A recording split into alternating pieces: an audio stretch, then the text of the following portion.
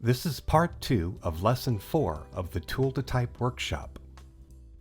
Before I move on to the alternates and ligatures, I have some bonus information. Since I have no numerals in the font yet, I'll steal some from another font of mine called Italiano. These are fairly calligraphic, so it won't take much to change their look. First thing to do is enlarge them and give them a negative skew. I've decided I want the numerals to be somewhere between the X and cap height. I'll place a guideline at the top and make it global and lock it. Now I can adjust each numeral accordingly. These are still a bit light in weight, so while I've got them selected, I'll go into the filter menu and add a bit of weight. 5 pixels horizontal and vertical should be plenty. Now the sizes, weight, and skew are about where I want them.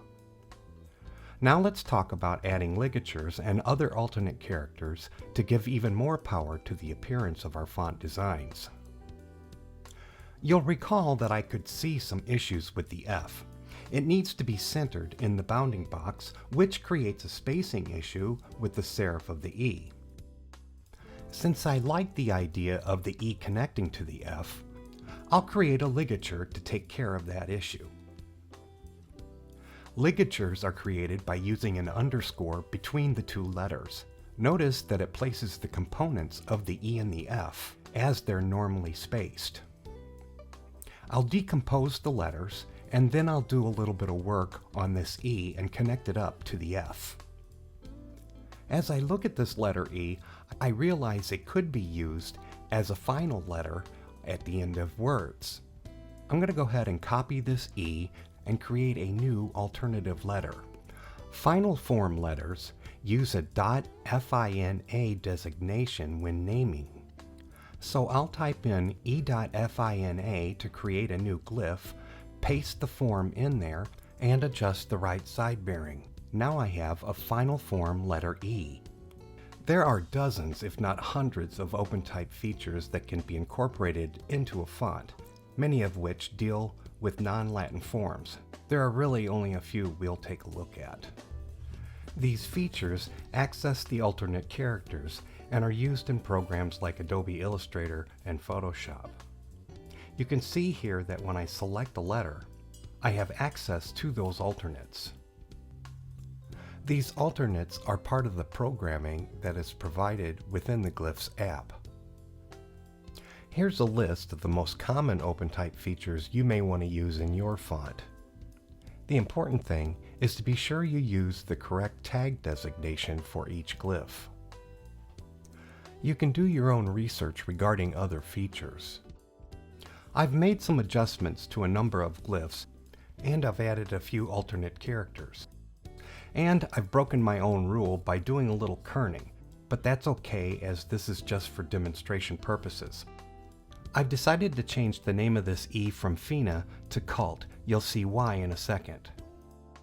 Since I mentioned it, let's jump into the information panel and take a look at the features. Right now, no OpenType features have been created. Creating them is a simple click of the Update button. Now the font has been programmed with OpenType features. You'll recall that I created the final form of the E, but I've decided to change its tag to make it a contextual alternate. I'll need to show you a bit of programming for the CALT feature. These contextual alternates are designed to substitute the main glyph in certain instances. In this case, when the letter E is placed before an F, the alternate will replace the base form.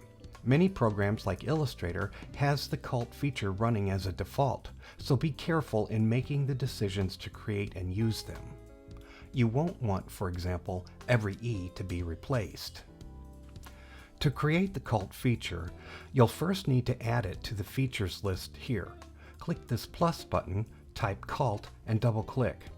The correct programming protocol is as follows. I'll type the code that tells the font that each time an E precedes an F, it'll substitute the E CALT form. The quote mark is what tells the font which letter is being substituted. Always end each line with a semicolon.